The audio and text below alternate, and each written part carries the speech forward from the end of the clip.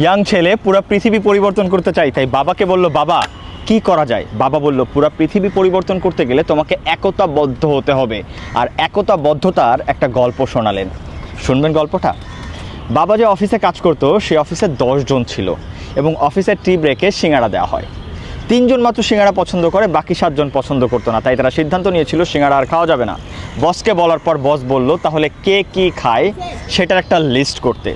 দেখা গেল 2 জন পছন্দ করে বার্গার, 2 জন পছন্দ করে চা বিস্কুট, 2 জন পছন্দ করে চাউমিন, আর 1 জন পছন্দ করে পরোটা। আবার কি হলো? আবার সিঙ্গাড়াই জিতে গেল, কারণ 3 জন মানুষ ছিল এবং 3 জন মানুষই বেশি ছিল, অর্থাৎ সেই 7 জনের থেকে 3 জন বেশি ছিল। আর এটাই একতা, আর এই একতাটা যদি থাকে তাহলে তুমি পুরো পৃথিবী পরিবর্তন করতে পারবা।